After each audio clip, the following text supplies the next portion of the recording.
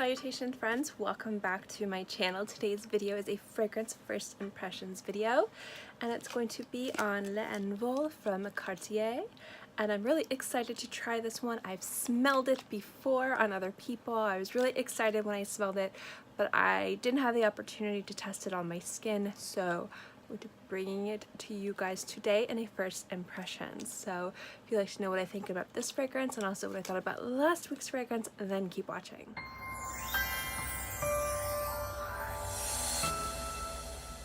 With my fragrance first impressions videos, I'm going to remind you guys how the format of this video goes. I have a fragrance. In a lot of cases I've never tried, but some cases I've smelled it on other people, I've smelled it on a test strip, but it has never touched my skin. So I'm going to give you my first impressions of it on my skin. I'm going to spritz it on my skin or slather it on my skin if it's a dabber sample, which I hate, but this thankfully isn't. And I'll give you guys my first impressions of the opening. I usually wait about 10 to 15 seconds for it to settle on my skin, give you my first impressions of the opening. Then I will come back, I'll kind of take a little break from the video, pause it, and we'll come back in between 15 to 20 minutes, sometimes an hour, depending on how long I feel this fragrance needs to dry down. And I will give you my first impressions of the dry down. Now, in order for me to give you a true, real kind of mini review impression on this, I don't like doing first impressions on the entire fragrance. I'd rather wear it a few times and give you kind of like a mini review or like a first impressions review next week after I wear it a few times. That way I can tell you how it developed on my skin, how long it lasted, and a little bit about its projection. So that means at the end of this video, I'm going to give you a little tiny mini recap review of last week's fragrance, which was Star Musk from Xerjoff. So anyway, if you'd like to know what I think of this one and also what I thought of Star Musk, then keep watching. I had the pleasure of trying this when I was out with my friend Raphael and James from the J Royal channel. He was in my area. We just had a little sniffing excursion. He had a little bit of time before he had to go do some things with his friends and girlfriend, and it was just nice to be able to meet him and talk and just chat and smell things for an hour or two. He was really great, really fantastic, and he had mentioned this fragrance and it was a sniffing excursion, so we tried it and I loved it. But I was wearing so many different things because it was like at the end of the time where he had to go that I didn't have any room on my skin to smell, and I was given a sample of it. So I'm really excited to try it because I really like the notes in this and I really like Cartier fragrances, and on top of it, this just generally smelled really, really good on the strip. So the notes in this are pretty much just honey, musk, and Gaiac wood. And the bottle in and of itself is gorgeous. I love it. So I had this sample and I'm like, this would be a great first impressions because sometimes I've never tried things, but this one I do have a bit of an anticipation for because I did like it on other people and on the strip, and I'm really curious to see how it smells on my skin. As you guys know, I love honey fragrances and I love Gaiac wood, so I'm really super duper excited. So here it is, and I'm not wearing anything. If I like wash my hands, dry my hands with unscented soap before I do these videos. I'm trying to be as good as I possibly can. So I usually do 2 spritzes on each wrist, and I make sure that I have enough to wear throughout the week. I will usually wear these at least 2 to 3 more times. If I feel like I don't have enough time to wear through the sample, I will skip a first impressions video and do it the next week. So I like to be able to give you guys good solid reviews. Now this fragrance was released in 2016 and it is a masculine fragrance, but you guys know what I feel about fragrances. All fragrances are ageless and genderless. This just has a lot of the qualities that you would find in fragrances that are marketed to men. So it's been like 10 seconds and let's see how it smells. I don't know, I like to smell both wrists. Okay, so the opening of this smells like it did on the strip. And when I smelled it on, I forget if it was Raphael or James that spritzed it on them. On the strip, it was different than the skin. So I'm guessing it's just the opening. It's pulling more Gaiac and more musk, a lot of musk, very strong in the musk, but it's not a bad musk. It's not like a heavy, thick musk. It's more of kind of like a white musk, it kind of feels like. It's coming off as very kind of green woods. kind of aquatic, salty, minerally a little bit. Not much of the honey yet, but like I said, still like it. Okay, let me just throw it off. I really like it right now, but I'm hoping that on my skin I'll pull more of the honey, because on whoever's skin I smelled it on, the honey pulled just amazingly. And it wasn't like a strong sweet honey, it was kind of more of like the flavoring of honey with the musk and with the Gaiac wood. I'm getting a little bit there now. All right, I'm gonna let this, I feel like I want to give this at least 20 minutes to sit on my skin. 20 minutes to kind of sit, develop, and just let it commingle with my body juices. That sounds really gross, I'm sorry, my body chemistry. That's what I mean. There we go. Let it commingle with my body chemistry and kind of braise, and I will come back and let you guys know what I think. It's been about 25 minutes. I really wanted to let this sit on my skin and just let everything stew. There's also the added note of patchouli in there. I know that I said honey, musk, and Gaiac wood, but there's also patchouli. Now, this has developed on my skin the way that I wanted it to. So let's start off with that. This has more of the honey in it, but not a sweet honey. Think of it kind of like, when I have honey fragrances, like to me, Honey Gentle Water is one of my absolutely favorite fragrances. Can't get any more, it's discontinued, it was so bad. And then there's also honey from Demeter, and then there's other L'Occitane fragrances with honey. They just really know how to use honey. Honey to me is one of those notes that can come off really synthetic, really just not nice smelling at all. It can just, there's something about it that can smell off if it isn't done right. I don't like very complex honey fragrances because you either don't smell the honey at all and it's just kind of more of a vanity note, like, oh, this has honey in it, or it's just so strong that it just doesn't smell right. So what I like are very minimalistic honey fragrances with maybe one or two other notes in it. And this is one of them that does it right.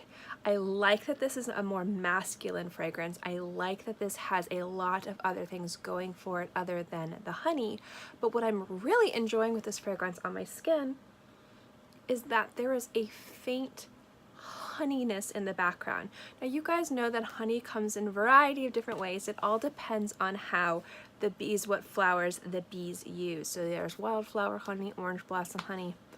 In Florida, there's this beekeeper who has very Florida-specific honey. So we have palmetto, black mangrove, avocado, mango honeys, and the black mangrove is really interesting, and it's a little bit bitter, and it kind of tastes like pipe tobacco, but honey, and I love it. It's so good. I like honey and all of its different varieties, or palmetto honey. It's a little bit different. It's a little bit deeper and richer and less sweet, not like the honey you get out of the bear, which I also love that honey. But what I'm really liking about this is it's reminding me of one of those types of honeys. It's not like honey, like that you put in your tea that you get at the diner. This is like a really interesting specific honey note in here that's really working beautifully with the Gaiac wood and the musk and the patchouli. The biggest note I'm getting out of here is the musk. It's a very musky but still very effervescent. The mineraliness of the opening, I think, was just all the notes just trying to fight for each other. The saltiness, all that went away after about 5 minutes, and it just kind of settled into this really nice, very gentle but rugged. I know that doesn't make sense, but if you smell this, you might be able to understand a little bit. I actually sprayed a little bit up here too after I had, yeah, there's something very gentle and clear about this, but it's got that nice depth from the Gaiac wood and the patchouli, but it's very musky, and then there's that honey note in the background, but it's a more of a robust, rich, earthy honey. Again, not like honey that you get out of the bear. It's one of the more kind of more tobacco-y, smoky honeys. So this smells exactly like it did on either James or Raphael, I don't remember which one of them, spritzed it on them, but this is exactly how I would hope it would smell on my skin. So I'm really glad that my skin didn't do anything quirky with it and made it go a different direction. This is exactly what I wanted. I'm really very excited because I really like this. The bottle itself is pretty freaking cool. So I really do like this. Now, this isn't a groundbreaking fragrance. This isn't a groundbreaking smell. I do really like that this is a way I like to smell, but this is kind of more of your ready to wear or grab and go fragrance. There's nothing about this that's new or inspiring or avant-garde. It's a very safe, easy to wear scent, but sometimes with those fragrances, they're just really beautiful and really easy, and I really enjoy them, especially when it comes to men's fragrances. I actually really like a lot of just men's easy everyday scents that you could just grab and spritz on and not even think about. And I tend to like more avant-garde women's fragrances. So, and again, when I'm talking about men's and women's, I'm talking about marketing and trends and, you know, what's popular amongst those demographics. Anyone can wear anything. That's just kind of what I'm talking about. But there's just something about this fragrance that just really resonates with me and makes me like, yes, I could definitely enjoy smelling like this pretty much most of the time. So this is very, very happy. I had high hopes for this. My hopes have not been dashed. The only thing I'm kind of worried about with this fragrance has to do with longevity and projection. That is where I'm kind of unsure of how it's going to perform. As I was wearing this on my skin, as I spritzed it and it kind of settled down on my skin, there was nothing in the air. And usually if I'm spraying something in the air, especially if I'm going spritz, spritz, spritz, spritz, I smell it right away. Sometimes it's not crazy strong, but I definitely get something. I didn't get anything with this. This seems to be sitting really close to my skin. If I get olfactory fatigue from this, it's usually after an hour, not after 20 minutes. And I'm having a hard time really smelling anything from here, like, I don't really smell anything. So I'm worried that this is going to be a very intimate fragrance. It's not going to project a lot. But because this is a safer, more mainstream fragrance, this is a fragrance that I would hope would project a little bit more. It's really nice. It's really easy to understand. It's really pretty. It's not, you know, it's not offensive. And this is one I would probably want to be a little bit louder than like this far close to my face and my body. So I'm worried about projection. This is one I would want to project. And longevity also, I'm hoping that this lasts in my 4 to 6 hour window. There are some fragrances from Cartier that last like 10 hours, like Eau de Cartier Concentré. That one lasts forever on my skin. And then there are other fragrances that barely last 3 hours. So we will see how this, for me, it's not about the smell, it's about the performance. So I'll definitely give this a good wear through, and I will let you guys know what I think next week. So I'm just gonna quickly, so this video isn't crazy long, let you guys know what I thought about last week's fragrance, and I think it's absolutely stunning. It was Star Musk from Xerjoff, and my hopes for it was that it would just be a very musky, beautifully, like somewhat spiced and fruity and floral musk scent that was unisex and not so much masculine feminine. Again, I'm talking about trends within those